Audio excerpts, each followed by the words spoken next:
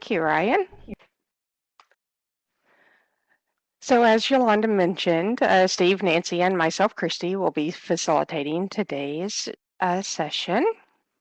So Ryan, if you could turn on the annotation bar, please. So you can use the T for text and type any takeaways or any unresolved questions that you have from session 2. And you may also use the chat box.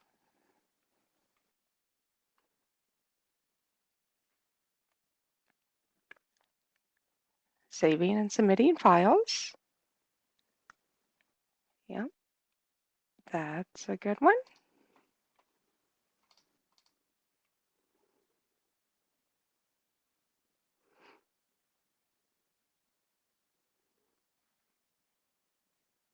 We'll give it a little bit more if anyone else is typing anything.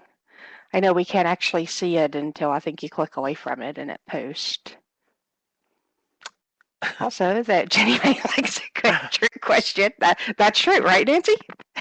That is true. I was thinking we were going to have to wake these people up. Let's get going. I was like, man, it is Friday, but you know, I mean.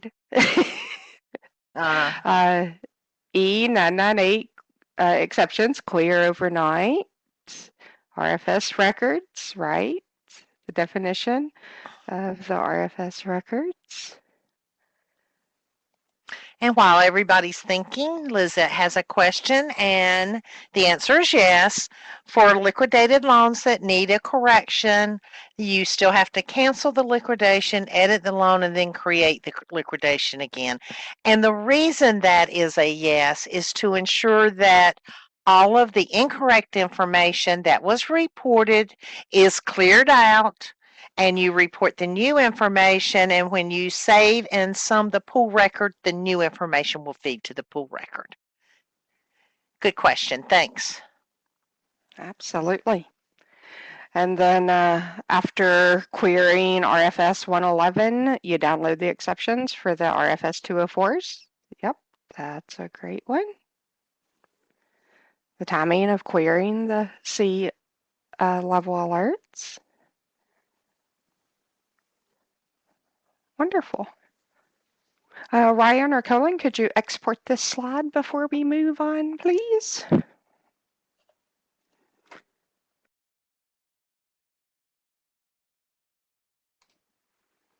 Oh, and 100% of pools and loan data reported by 7 p.m. Where will we find a copy of the audio sessions in addition to the PDF? They are on the ginniemay.gov website. I believe there is a training section under the Issuers tab.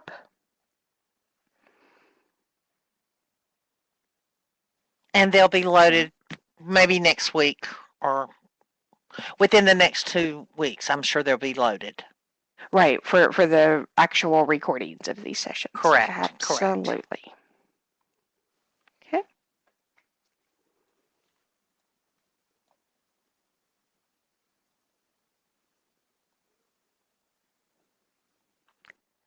Okay, and Ryan or Colin, you can let me know whenever that whiteboard has been exported. Good? Okay, wonderful. Thank you. During Wednesday's session, we reviewed the 4 layout files, pool, loan, sensitive, and various, discussed how to edit and correct records, went over the calculations by RFS, and noted which fields issuers are required to report, exception feedback and notification to different access points, how to retrieve and download files, which the preferred method is download, and reviewed file submission and reviewed if the file was accepted or rejected. In today's session, we will focus on these 2 bolded modules. We will get started with additional reporting requirements. In this module, we will review monthly, quarterly reporting requirements and explain the timeline for additional reporting requirements. The monthly reporting certification opens on the 10th business day, with the deadline being 7 p.m. Eastern Time on the 14th business day. Loan matching and suspense should be worked monthly. 11/7/14 remittance advices for Ginnie Mae 1 certificates should be reported no later than 7 p.m. Eastern Time on the 8th business day. Only a limited number of issuers actually report Ginnie Mae 1 11/7/14 information. CAVs, SCRA, and WIFIT are reported quarterly.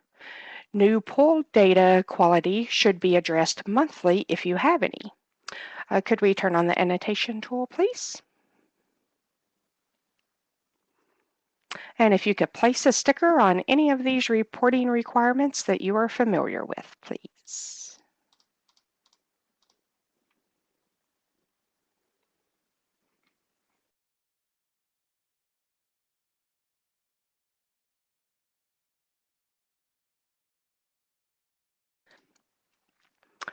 Oh, that's wonderful.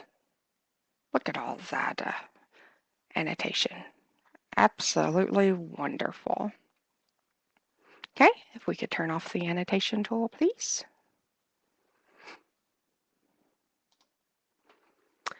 The monthly reporting certification opens on the 10th business day, with the deadline being 7 p.m. Eastern Time on the 14th business day. To navigate to this screen, you would hover over RFS, click Exception Feedback, then click the Summary tab. The monthly certification link can be found in the lower right-hand corner, being highlighted with the red box. Please raise your hand if this looks familiar. Wonderful. Look at all those hands. Yes, and absolutely, we are actually within the cycle today for the monthly reporting certification. So if you haven't completed yours, you could go out there and get that done today. Thank you so much. And Colin, if you could clear the hands. If my name on the HUD 11702 form is Christy N. Christensen, and my name on the token form is Christy Christensen, I would not be able to certify as my names do not match on both forms. In order to complete the monthly certification as an issuer, you must be a signer on the active HUD 11702 form in MAMS. Also, the name on the 11702 and RSA token form must match exactly. Like in my example before, my name didn't match because one had a middle initial. For a subservicer, you must be a signer on their internal HUD 11702 form and must have an active HUD 11707 form in MAMS. A quick story. A while back, we had an issuer miss the 14th business day monthly certification deadline because only one person had access to complete this function, and they were out unexpectedly. Therefore, a best practice would be to have multiple backups with RSA tokens to complete this monthly certification process. I'll now turn it over to Steve. I'm sorry, before Steve starts, we did have an issuer call us and tell us the dog ate the token. And this was just recently. And thankfully, BNY was able to assist the issuer and get them signed up again. So, yeah, be careful with your token. Absolutely. Yes, that is a true story. Okay, Steve. Thanks, Christy. And Nancy. um, good morning, everyone. Now we're going to cover a monthly process called loan matching and suspense. Matching and suspense is a module within RFS. It's an automated process that runs monthly. It electronically matches issuer reported loan data to agency master data. Okay, you can see at the bottom there, the agency data is the FHA SFIS, CHUMS data, VA guarantee, and RD endorsement data. At this time, PIH data is not currently matched.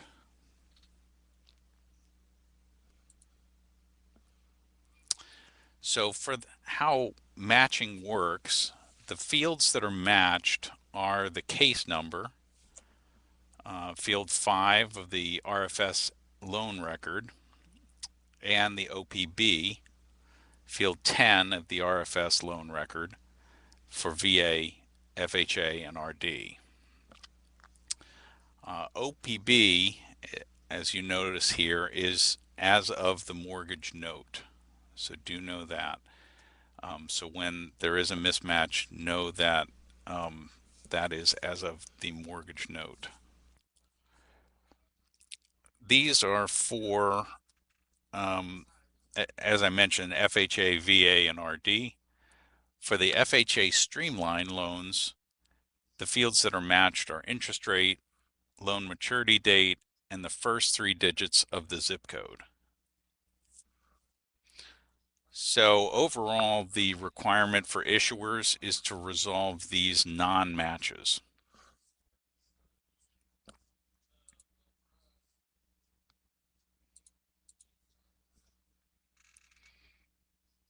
Shown here is what you would find when you're looking at the matching suspense module.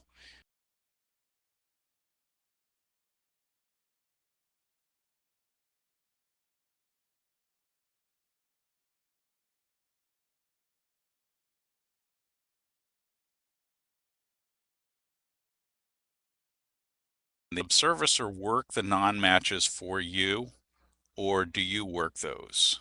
For any that use a subservicer, you can type in the chat box whether you do or your subservicer does.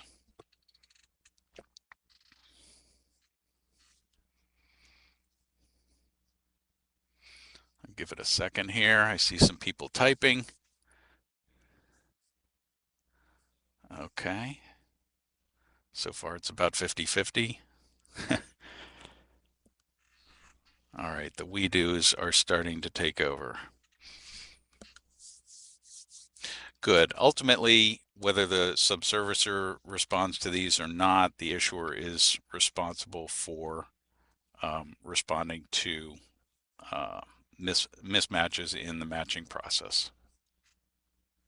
Thank you for all that responded.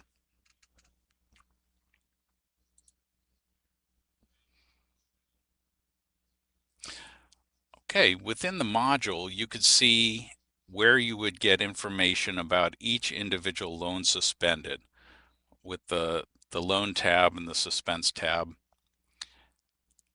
But displayed is the drop-down menu for the very helpful non-matched loan download option, which provides 6 different downloads relating to matching and suspense that you can download, where you'll get a spreadsheet of different sets of non-match loans to work. Additionally, that red arrow is pointing to the matching and suspense user guide. It's a very helpful guide that documents all the processes and procedures within loan matching.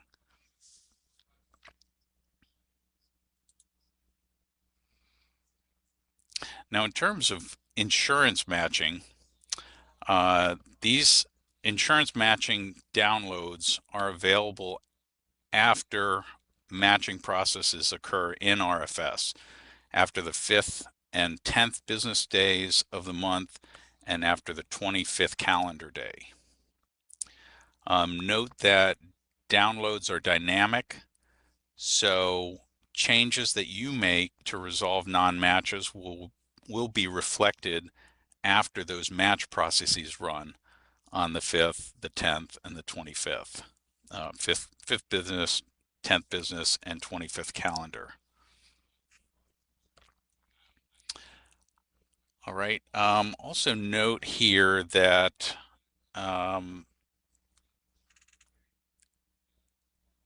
that you may need to contact the agency if there's valid data where there may be a data integrity issue with agency data. Okay, that's that number 1 at the bottom there.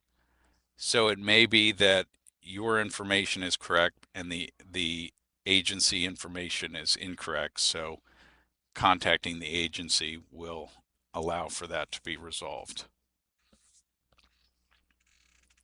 If you determine that your loan is not insurable, bullet number 2 there, then refer to the instructions in APM 18-01.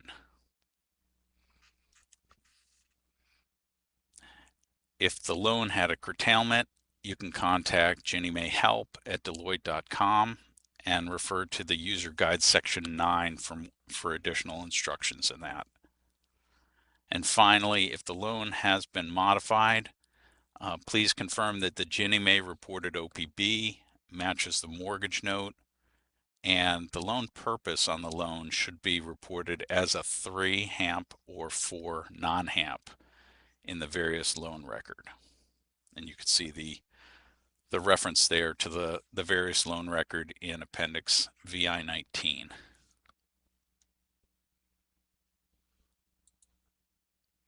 Okay, these are some of the match codes that you'll see in insurance matching.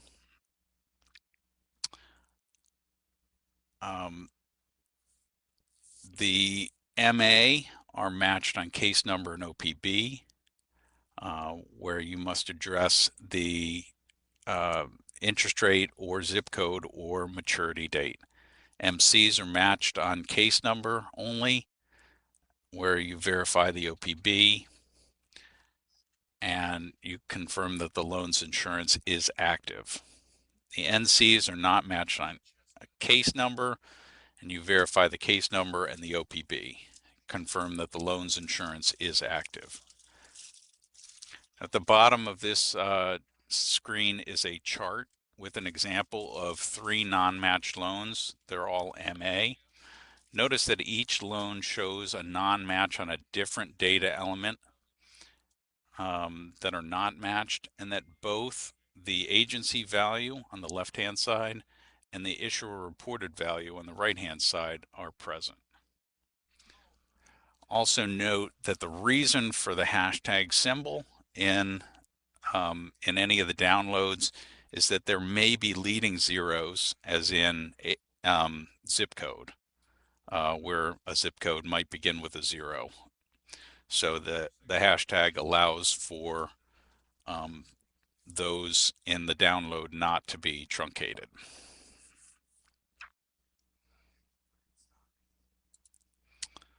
Okay. Now, your RFS monthly issuer reporting and the loan matching status codes are related. This page maps the match status codes to the RFS loan exceptions.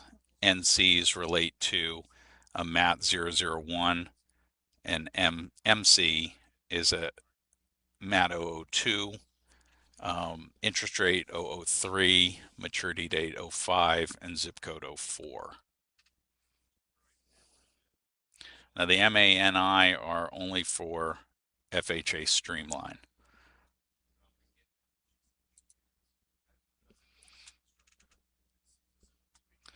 This slide shows an example of the loan match.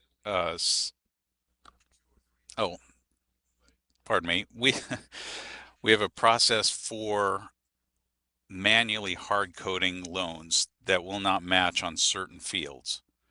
We hard code loan principal reductions, VA vet, non-vet, Texas Land Board loans, RD loans with multiple borrowers on the loan, and RD loans where the primary borrower is deceased. You can contact Ginnie Mae Help at Deloitte.com for additional guidance on manually hard coding loans. Please note at the bottom there, we are never permitted to receive documentation via email or secure mail. Ginnie Mae provides a file upload option within the Ginnie Mae Enterprise portal where you can select matching and suspense, and that allows you to securely upload your documentation regarding these types of hard-coded documentation.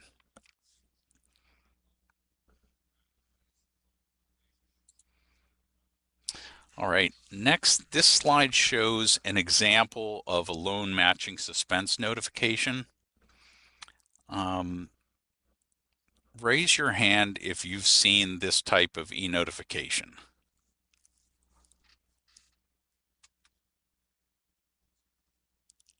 Excellent. Oh, so many hands. Very good. All right, and in the chat, what would you do upon receiving this notification?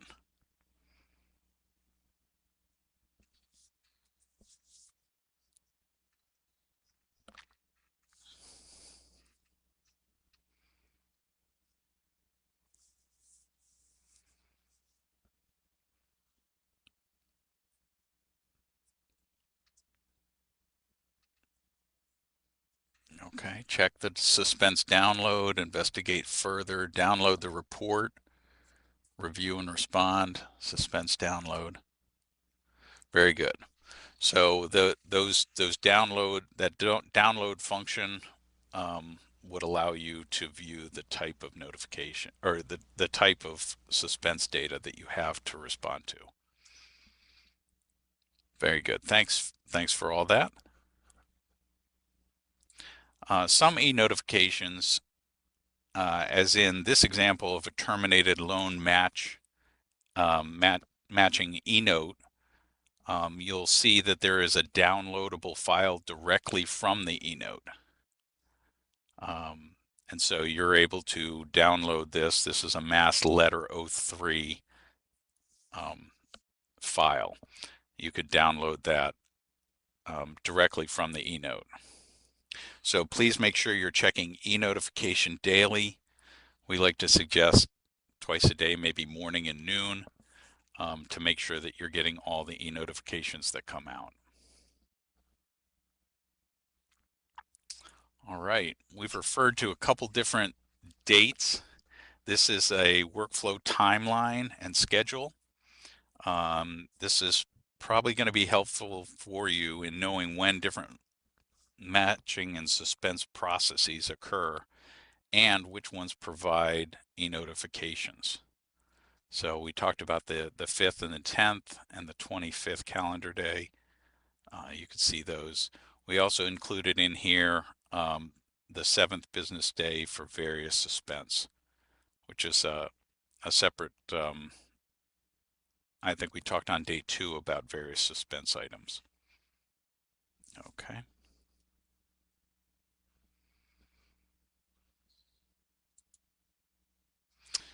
Finally, in fall of 2021, Ginnie Mae provided a 45-minute loan matching webinar, which is available online on YouTube. And this gives you a really comprehensive, in-depth look at the entire matching process, a lot more than the 10 to 15 minutes that we just covered on it here. So please visit that for additional information. Now I'll turn it back over to Christy. Thank you, Steve, for all that great matching and suspense information. To navigate to this screen, you would hover over RFS, click Pull Accounting Single Family, then click on the Remittance Advice tab. To report the 11714 certificate, you would select the issuer ID, enter the pull ID, enter the certificate number, and the current reporting period, and you would click Go. Please raise your hand if you submit 11714 remittance advice information. And also, once you click Go, the remittance advice screen will display. You would fill out the screen and click the Save button at the bottom. Okay, we got a few hands. That's great. Thank you.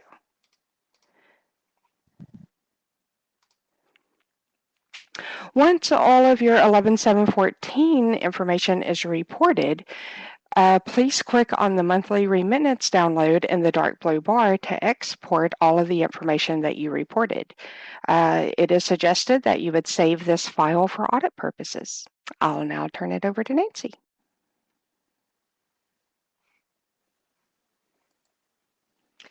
Good morning, everyone. The next couple of slides pertain to SCRA, Service Members Civil Relief Act. SCRA is a federal law which provides legal and financial protections to those who have answered our nation's call to serve. There are specific requirements the military personnel need to meet to be eligible for interest rate reduction. This is a federal guideline. Ginnie Mae has their own guidelines, and they have an authorized reimbursement per specific guidelines. Is anybody have any active service members at this time? If so, please raise your hand.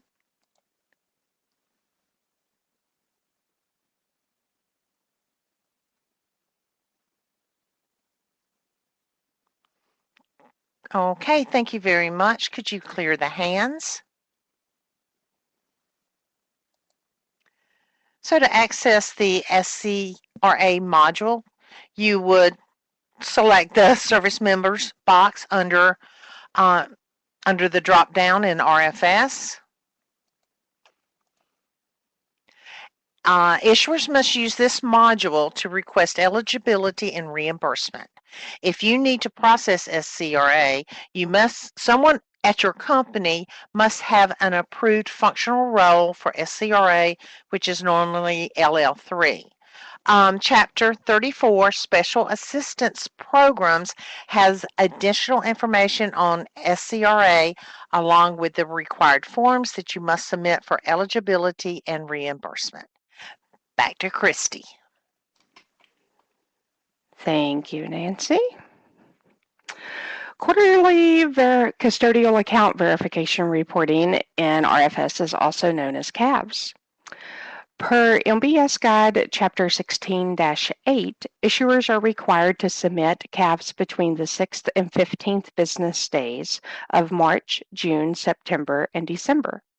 CAVs can be submitted in RFS by manually entry online or a file upload. A separate certificate must be submitted for each HUD 11709 P&I account. Please raise your hand if you have a reminder to report your quarterly CAVs, like on your Outlook calendar. Wonderful. Look at all those hands. That is great. And actually, we are within the cycle today to report CAVs. So it would be great if you've not completed it, if you could go out and report that. That would be much appreciated. To navigate to CAVs in RFS, you would go to Pull Accounting Single Family, click on the Quarterly Verification tab, which is highlighted here in the red box. Inside the screen, you will select your issuer ID and the current reporting period and click Go. A list of your accounts will appear. Click on the Bank ABA number hyperlink to open and edit the custodial account verification. Some of the information will be pre-populated. You would need to update and/or add any of the required information, including the agency ratings, and click the Save button at the bottom of the screen. You would repeat this for all of your P&I accounts. I'll now turn it back over to Nancy. All right, I'm going to go ahead and answer a question. John, and I cannot pronounce your last name, and you know that. He has a question about SCRA state. It does differ from Ginnie Mae. Ginnie Mae does not recognize state guidelines at this point, only the federal guidelines and only the requirements that Ginnie Mae has. So the deferment for 6 months, I'm still reading.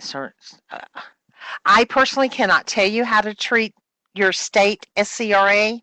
If you have questions about that, please contact your Ginnie Mae account executive for guidance, as there are no rules in the guidebook to go on in the at all. So anyway, contact your Ginnie Mae account executive. Sorry, I can't give you a better answer. And John is typing again. Okay, Nat, great hearing your voice. We met him at the summit. He's a very nice guy. Okay, so WIFIT. Let's get to that. WIFIT is actually an IRS requirement, not a Ginnie Mae requirement. In 2006, the IRS published temporary and final reporting rules for widely held fixed investment trust. Ginnie Mae provides issuers a method to report the required WIFIT data to the IRS through RFS and then Ginnie Mae website. The standard file layout to report WIFIT data can be found in Appendix 6-18, and there is a link at the bottom of this slide. Issuers have 5 days to make any corrections after the 10th calendar day. Issuers also have an opportunity to, at year end, to correct 13 months of previous data, December to December. Ginnie Mae will publish the data on Ginnie Mae's website under the Tax and Factor tab. Ginnie Mae is prohibited from advising the public on specific tax matters. Issuers should consult their own tax advisors regarding specific tax treatment and tax accounting of any of their mortgage-related pools. Please raise your hand if you're currently submitting WIFIT information through RFS.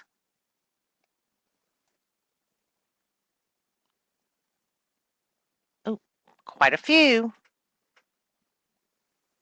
Lots of issuers use this module. Okay, thank you. Can you clear the hands, please? So to access the WIFIT module, again, it's a drop-down box under RFS. And once you're in that module, there are several different areas in WIFIT. You can report data by file upload, or you can report data manually. WIFIT provides several feedback reports. Once you have submitted all your data, you may have a summary report, an exception report, and a different type of summary and detailed compliance report and late submission report. Once you have started reporting WIFIT information through RFS, you must continue to report using RFS. Issuers have a requirement to submit annual financial documents 90 days after their fiscal year end. There's additional information in the MBS Guide, Chapter 3. Files have a specific naming convention, and they may be uploaded using under File Upload and using the IPA button. All documents that you upload must be in a PDF format, and they have specific naming conventions. Again, submission of these documents depend on your fiscal year-end cutoff date. Can I have a show of hands if you know your financial cutoff date?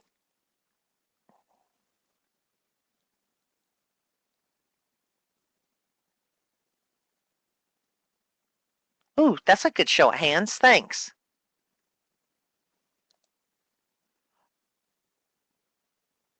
Okay, thank you. Okay. This is the file upload screen. So every file that we tell you that you can upload into RFS, you would upload using this screen. So on here we have custodial account verification.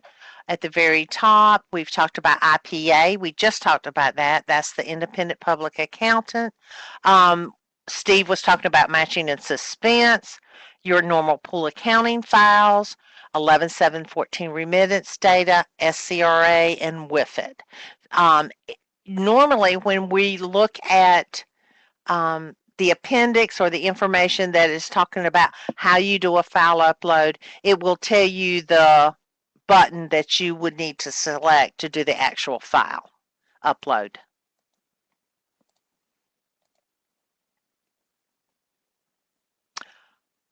Okay. So we're going to go over a few loan reporting scenarios, substitutions, modified loans, and what new pool data quality is. Oops, sorry, hold on.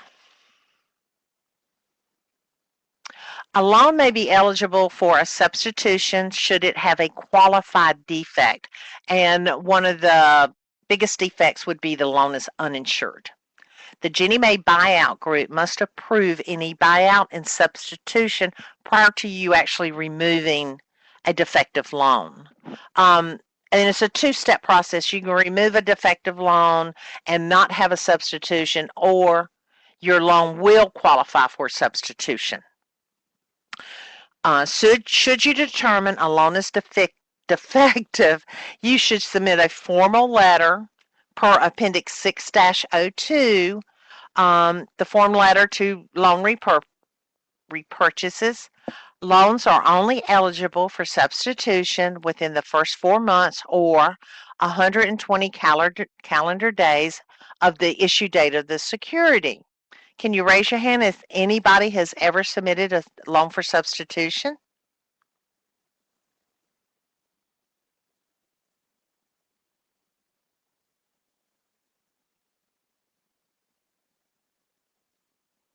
Great, I see a few hands raised.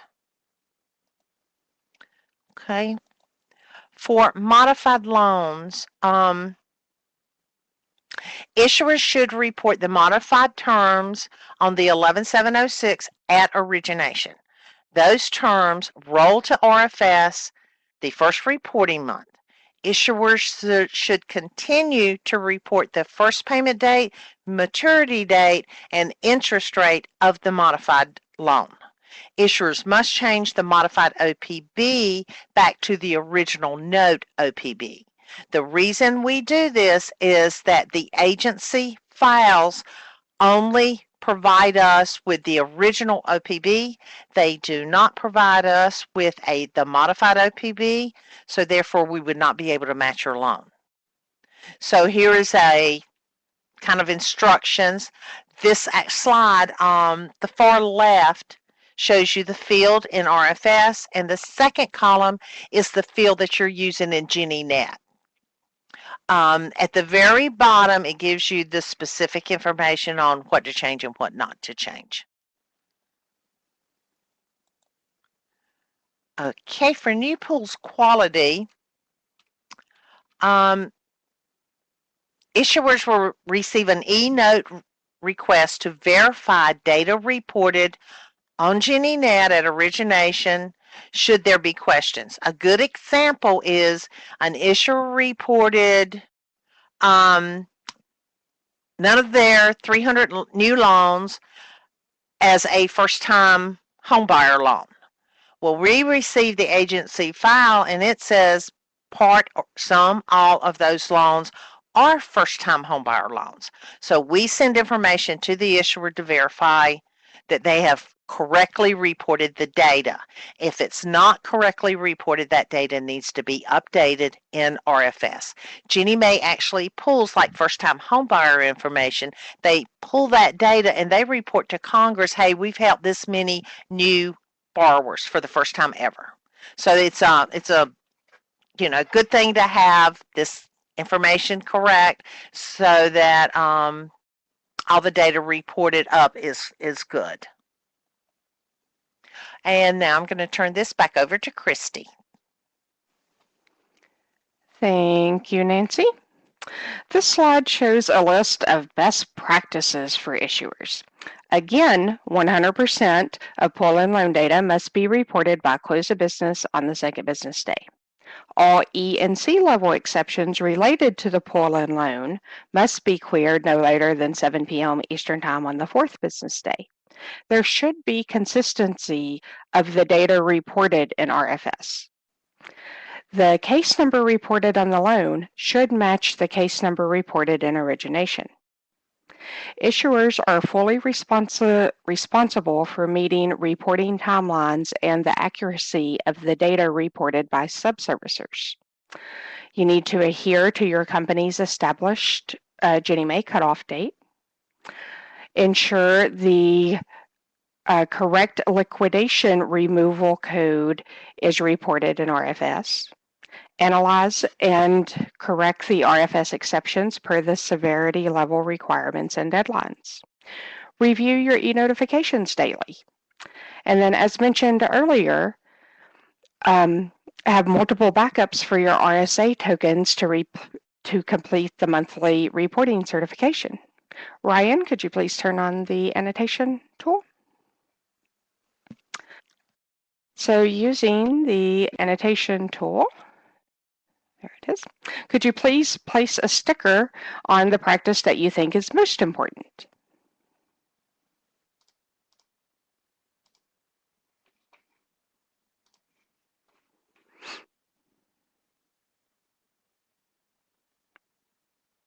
Wonderful. Yeah. That first one is a really good one. Yep, clearing the e-notifications. Absolutely. Thank you so much for your participation. And if you could turn off the annotation tool, please. Yes, all of these are very important. Thank you. And could we have our first polling question of today's session posted, please?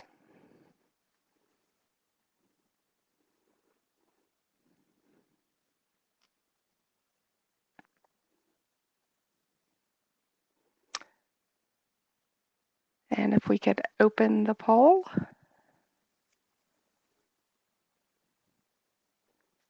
Thank you. Okay. Looks like we've got great participation so far. So which screen do you use to complete the monthly certification?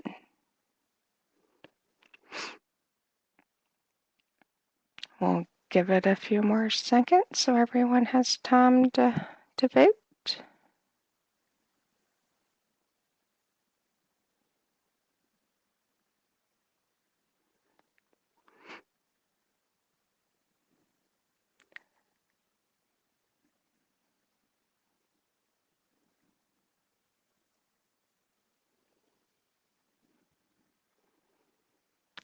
Okay, if we could end the poll and broadcast the results, please.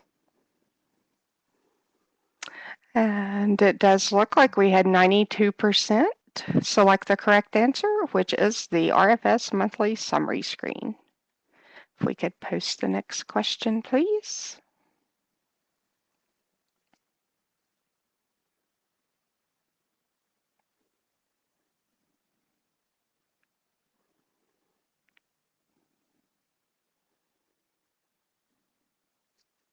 Okay, so when are the annual financial documents due?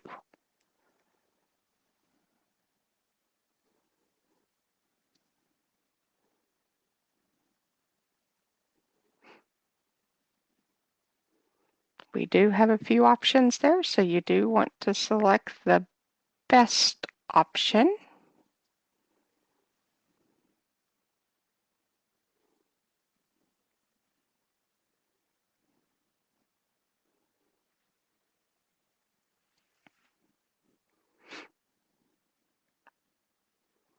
Okay, we'll give it a few more seconds. And if we could end the poll and broadcast the results, please.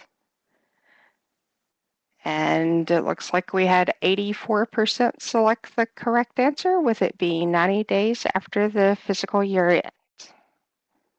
And the next question, please.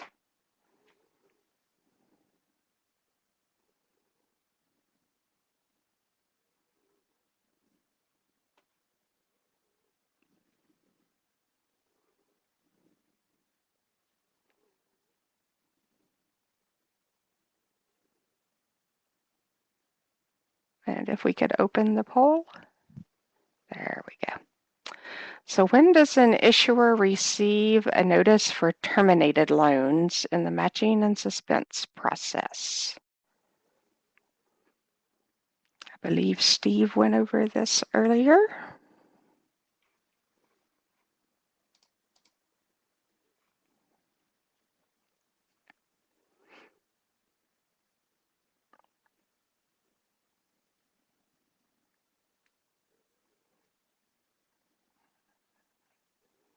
We'll give it a few more seconds.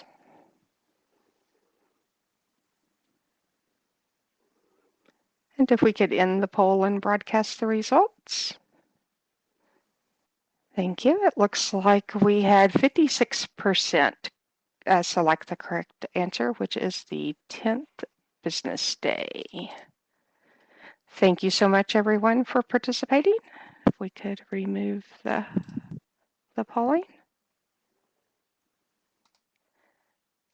And Ryan, if we could start the 5-minute clock, please. We will take a 5-minute break, and when we reconvene, I will be presenting, and we will return at 11:01. Thank you. Okay, welcome back from break, everyone. We will now continue with cash and recons. Reconciliations of cash in P&I and TNI accounts. This consists of your bank account statements, your internal servicing records, and the information that you have reported to Ginnie Mae for your monthly activity, which is all on the summary screen in RFS.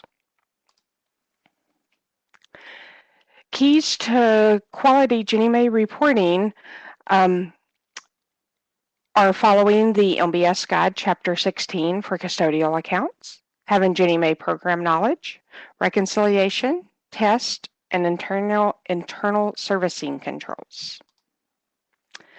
Cash management includes Ginnie Mae's access to draft the funds from your account following Chapter 16 custodial account requirements, funding P&I shortfalls, completing monthly test of expected P&I recons, reconciling mortgage collateral to securities outstanding, which is also known as pull to security, and completing the monthly bank account recons. Miscellaneous items would include, but are not limited to, payment querying and disbursement querying internal accounts. Please give me a thumbs up if you perform your bank account recons.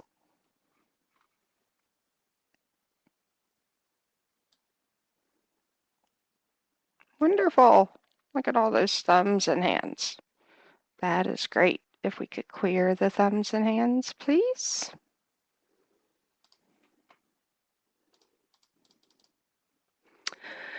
Please ensure that there are not any restrictions that would impact Ginnie Mae's ability to draft the funds from your central P&I account on draft days, including that there are no ACH debit blocks. Issuers should have a procedure in place for communicating with Ginnie Mae and Bank of New York Mellon, its CPTA, if any problems arise. This includes guarantee fee drafts. Another best practice is 1 business day prior to the draft, ensure your account is fully funded and there are no issues. Confirm funds have been drafted from your account on the day of the scheduled draft. If funds are not drafted, directly contact your bank. You may also provide your Ginnie Mae account executive a plan to remedy the draft failure. Using the thumbs up, let me know if your company has a process to ensure that your ACH bank accounts are fully funded on the day of the draft.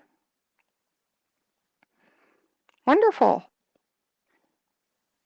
Wonderful. Look at all those hands and thumbs. That is wonderful. If your company does not have a process for this, please make sure that one is created. If we could clear the hands, please.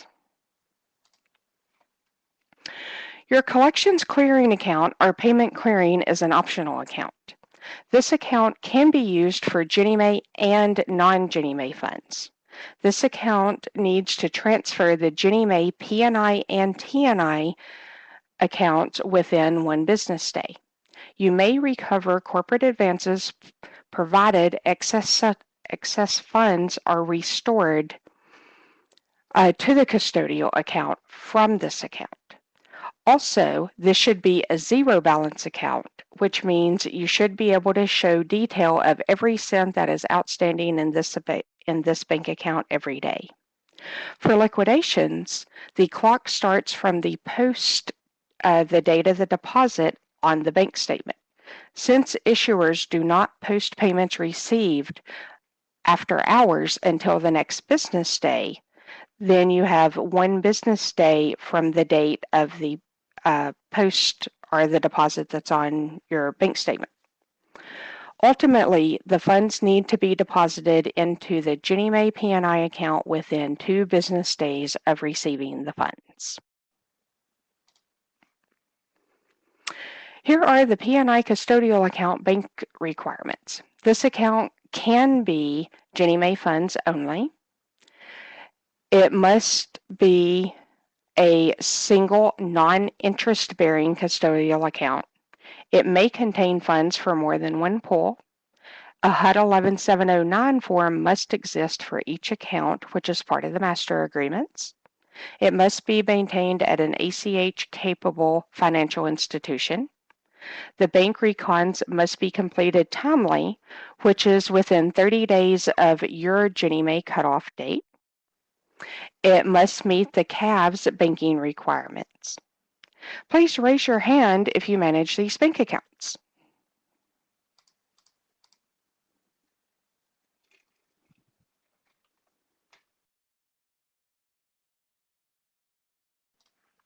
Oh, that's wonderful.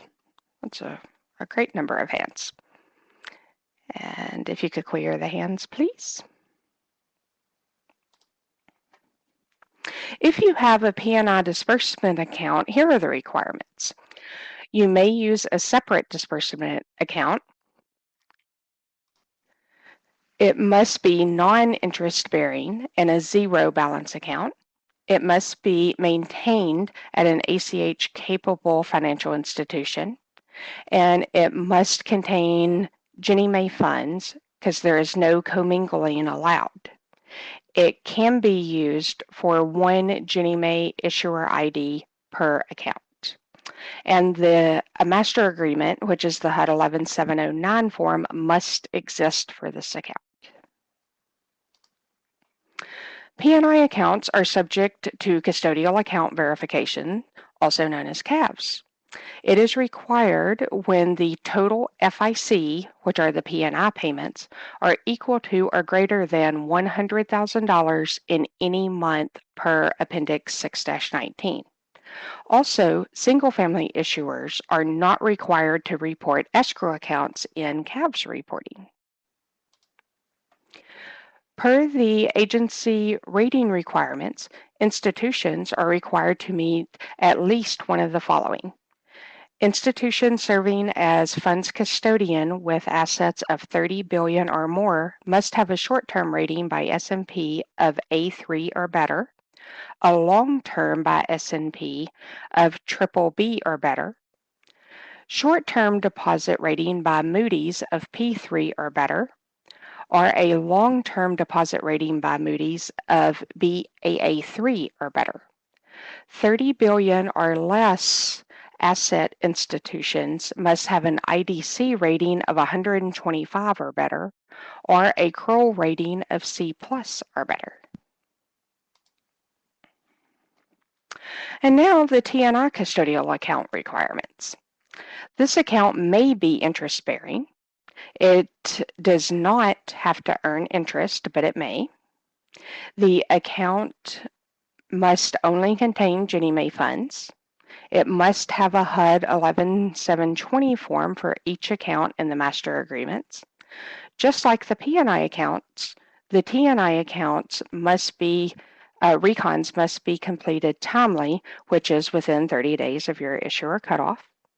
You must have a separate escrow custodial account for 203K funds for FHA loans, and a separate escrow custodial accounts for any FHA, VA, RD, which is USDA, or PIH requirements. P&I temporary shortfalls are caused by mortgager late payments or NSF checks for mortgagors, and incomplete advance calculations, just to name a few.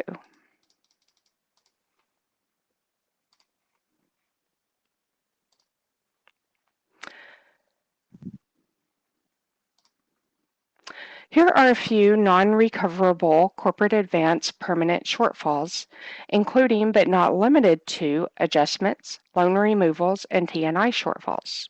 The loan payoff shortfalls for FHA loans may be the difference in the liquidation interest paid by the borrower and the remaining interest due through the end of the month that needs to be funded into your P&I account. Any shortfalls for Ginnie Mae 1 pools are due to the custodial account prior to the 15th calendar day. For Ginnie Mae 2 pools, any shortfalls are due to the custodial account prior to the 19th or 20th calendar day, depending on the ACH draft for your Ginnie Mae 2 pools. Please turn on the annotation tool. Using the annotation tool, place a sticker on the method your company uses to fund your P&I shortfalls if you know.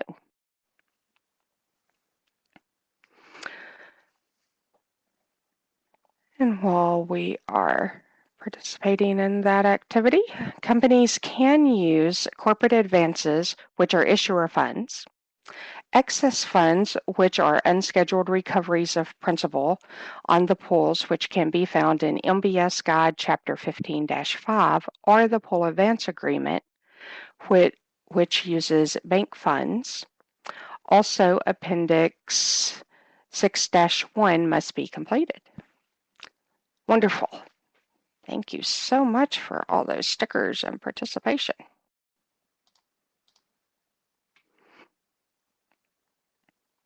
And if we could turn off the annotation tool, please. Thank you. Using a thumbs up, let me know if you review your test of expected P&I.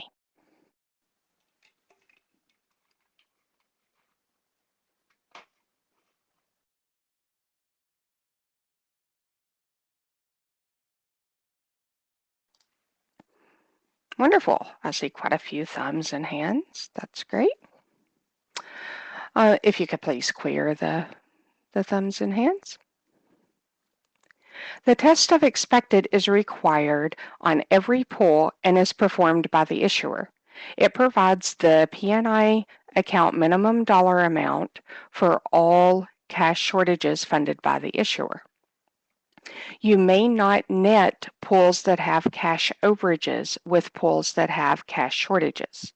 A best practice would be to fund your P&I account for any positive differences in one transaction. Then withdraw funds from your P&I account for any negative differences in one transaction. Retain the pool level documentation for these transactions for audit purposes. Also, the test of expected calculation is only accurate when the pool to security recon is 0. Here is a test of expected P&I recon. Most servicing systems will complete a similar test of expected P&I recon like the one displayed.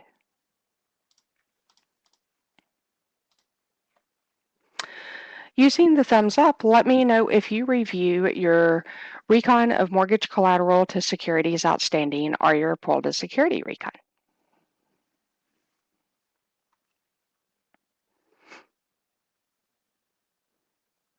Wonderful. Got lots of hands and thumbs. That's great. Absolutely wonderful. If we could clear the thumbs, please. The pull to security recon is required on every pull and performed by the issuer or your servicing system. If your pull is over-collateralized, the adjusted pull principal balance is larger than the security balance, and you would need to recover unscheduled principal from liquidations or curtailments. There is a $100 tolerance per pull if no unscheduled recoveries of principal. Under-collateralized means the adjustment pull principal balance is less than the security, and you would need to remit principal, most likely by a corporate advance. There is a $1 per pull tolerance with a maximum of $50 per pull. Here is a pull to security recon. Most servicing systems will complete a similar pull to security recon like the one displayed. Here is a sample format of the P&I recon. Most issuers build this form in Excel. Your bank recon must be completed within 30 days of the issuer's monthly reporting cutoff date. The cash flow method is the balance at the end of the previous month plus the daily deposits minus disbursements, which equals the ending P&I cash book balance.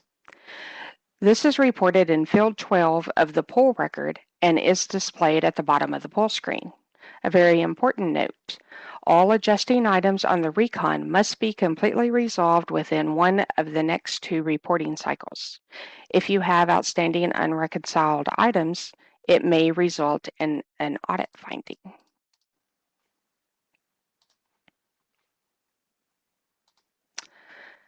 Here's a sample of the T&I recon. Like the P&I recon, most issuers build this form in Excel. Just like the P&I recon, the T&I bank account recon must be completed within 30 days of your monthly reporting cutoff date for all accounts. T&I funds are required to be deposited into the Ginnie Mae escrow account within 2 business days, which is 48 hours of pull settlement. The escrow balance for individual loans are reported in field 29 of the loan record. Field 11 of the pull record should be the total of all of the escrow for all of the loans within that particular pull. All adjusting items on the recon must be completely resolved within one of the next 2 reporting cycles, just like the P&I recon. Give me a thumbs up for yes and a thumbs down for no to indicate if you would ever report a new loan without a T&I balance.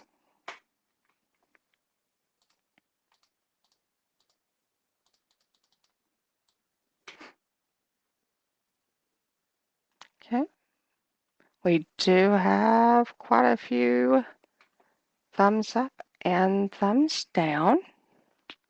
Oh, please repeat. Please give me a thumbs up for yes and a thumbs down for no to indicate if you would ever report a new loan without a T&I balance.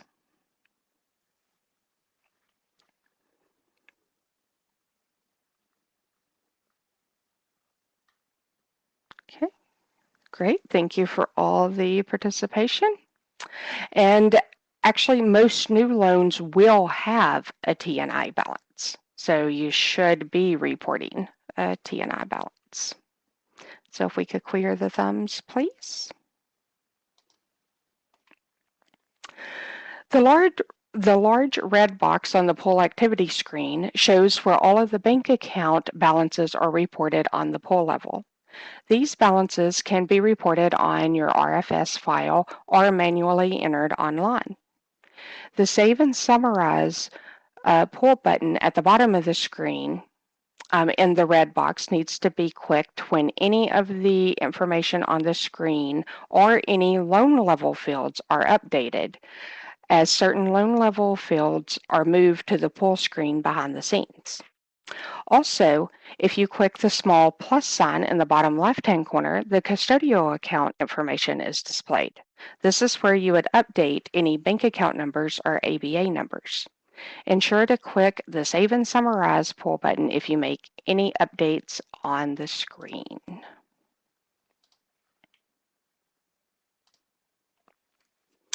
Please raise your hand if you use funds reported in these red boxes on the RFS summary screen whenever you do and complete your bank account recon.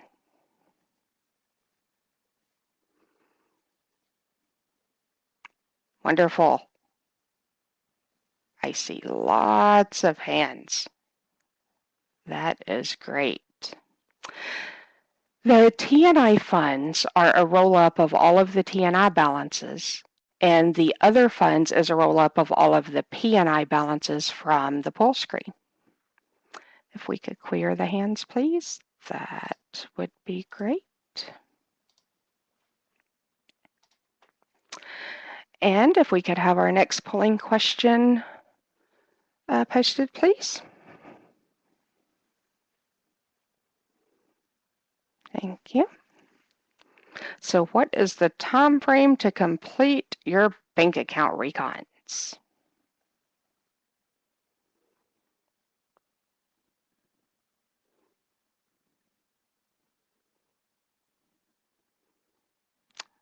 Give that a few more seconds. I'm not sure exactly how many times that I said that in this section. And this is something that field review looks at during their review. Absolutely. Thank you, Nancy.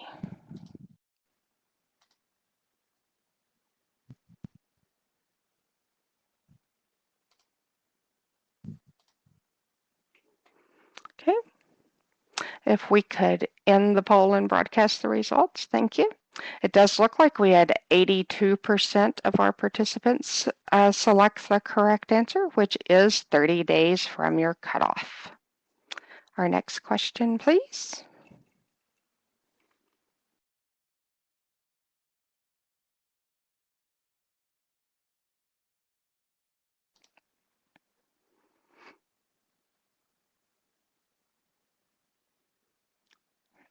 So when is an issuer required to submit their CABs?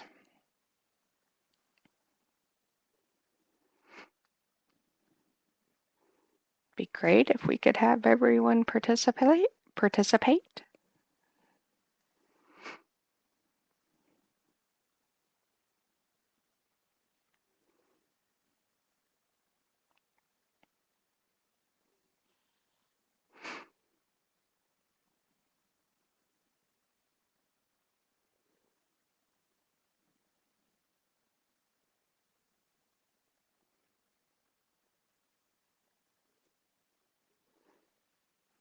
Okay, I'll give it a few more seconds.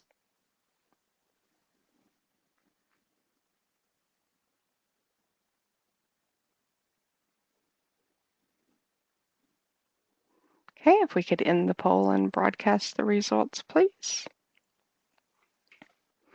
So the correct answer is when the FIC equals $100,000 or more.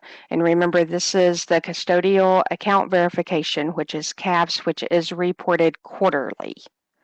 So I don't know for the folks that selected every month, if maybe you're thinking of the monthly reporting certification, which is due monthly. Okay, our final question, please.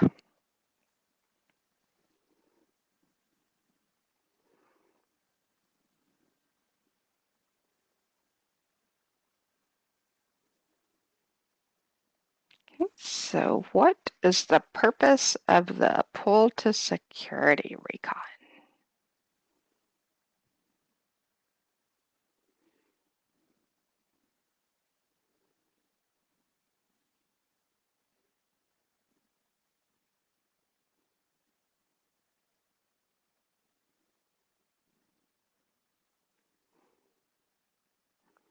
And we will give that a few more seconds.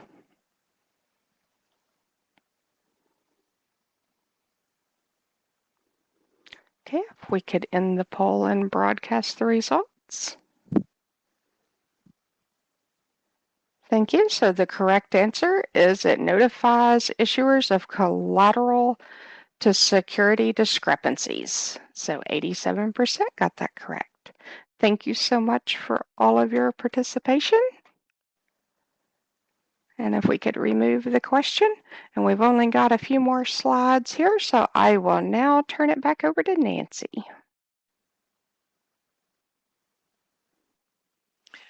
What I want to do at the end of this session is go over one of the forms and calculations that was used heavily prior to RFS. Issuers actually had to know how to calculate their 11710A accounting report. They had to complete liquidation schedules.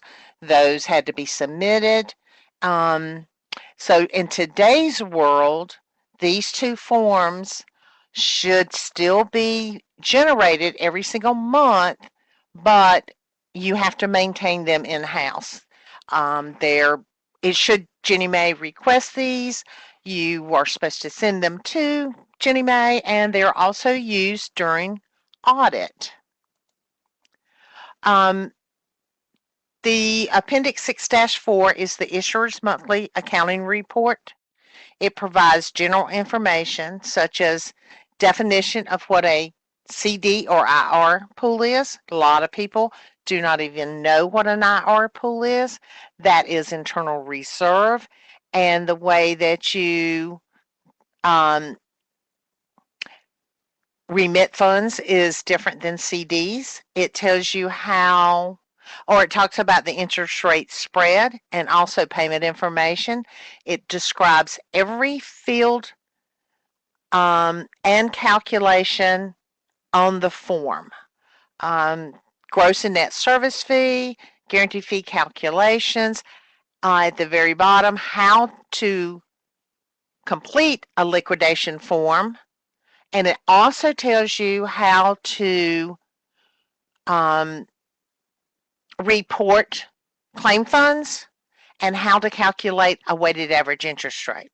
For the actual 11710E liquidation schedule form, that is in a separate appendix. I've given you access to both of these. So if you should ever have problems on or have questions on, I don't know how this calculates, my system broke, I don't know how to calculate an A, this is going to give you the information that you need, and it will assist you in reporting all of the data. Does anyone have any questions? Not just for this, or any questions at all during this presentation? If not, I will go ahead and turn this back over to Yolanda.